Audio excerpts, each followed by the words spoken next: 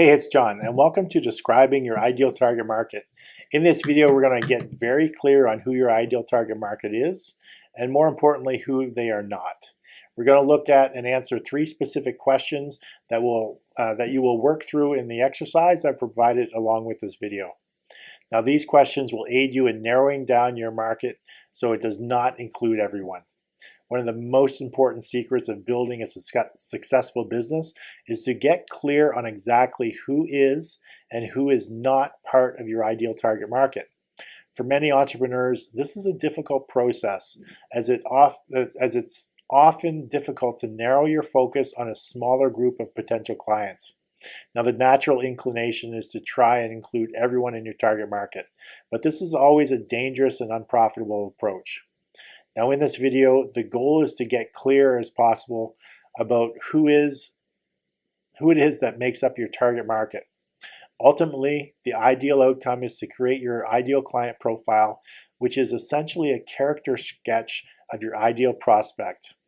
When you write marketing messages and communicate to your market, thinking about this individual and writing to them specifically will allow you to ensure the voice of your messaging remains consistent, clear, and personal. Now, the first question you need to work through is who is not your target market. For most markets, it's relatively easy to identify who is not in your target market. By doing this exercise first, you can start to see additional things that allow you to better find your target market, which we'll do in the next step. For example, if you're selling dog training, then obviously anyone who does not own a dog is not in your target market. Or if you're selling a luxury service or a luxury good, then it's likely that anyone who earns below a certain amount of income is not likely your ideal prospect.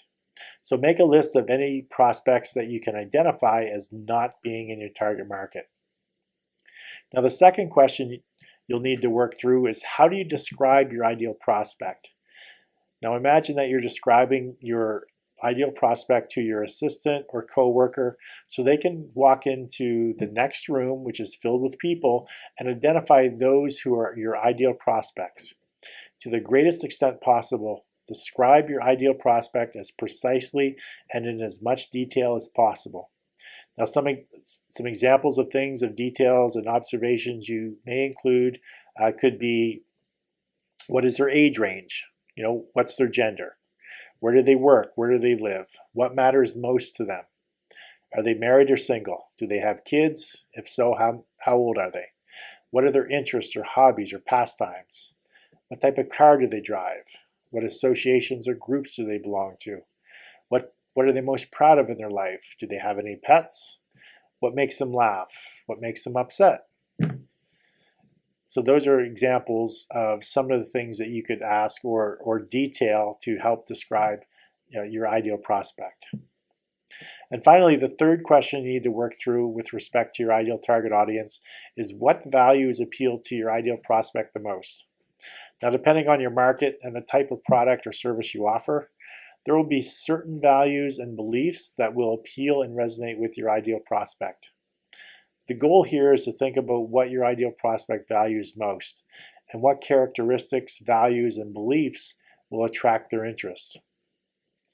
Identifying these values, beliefs, and biases in advance allow us to ensure that when we're creating our marketing material, that we are incorporating these things into our messaging so that we're connecting on a deeper level again, triggering that sense of you understand me to your prospect. Now, some examples of values, characteristics, and beliefs that may or may not appeal to your prospect could be affordability, quality, exclusivity. Maybe they're looking for prestige or brand. Maybe they want social acceptance. Maybe they're into material wealth. They care about the environmental impact. If they're spiritual or religious at all. Their family, health and wellness.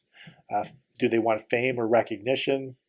Is privacy or confidentiality important to them? Do they like adventure? Do they contribute or give back to society? So basically, the bottom line here, to summarize, when you're choosing your market, there are a couple of key things that you have to think about. First of all, you have to focus, focus, focus. The more that you can focus on your market, the more powerful it's going to be when you go to market to that audience. Again, the wider the net you try to cast, the more homogenized and generic your message has to become. You have to be clear about who you're targeting. And for a lot of entrepreneurs, this is a difficult thing to do. I'll tell you, the biggest mistake you can make is trying to serve too big or too wide of an audience. If you're not feeling slightly uncomfortable that you've narrowed your market too much, well, then you haven't. This is something that I've learned from my own experience. Just a reality of learning this, going through market selection. If you're trying to narrow your market and you get to the point where you're thinking, oh boy, I think I've narrowed it too much, that's when you know you're starting to get to the right level. In other words, if you're not comfortable that you have narrowed it too much, then you haven't narrowed it enough. So you want to keep on narrowing it.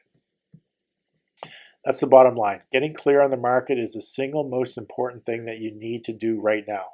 Because by getting clear on the market, you learn what you're looking for, and that's how you become the authority. Okay, it's time to get clear. Time to get clear and time to get on with the exercise. What I want you to do is to download the exercise in this module and start to get clear on who your target market is and who they are not. This exercise is designed to help you describe your ideal prospect, and what I want you to do is think about who your ideal prospect would be and then describe them. So like I said, along with this video and the module, you're going to find the exercise that you can download, print it out, and there's several questions in there that are designed to help you start thinking about who your target market is. So download the exercise right now and get to work. I'll warn you that you might have to do this more than once. You might need to investigate multiple markets, but that's okay. You can download this as many times as you like. It's important that you start to get clear on at least one or two specific markets. So do the exercise, download, and I'll see you in the next video.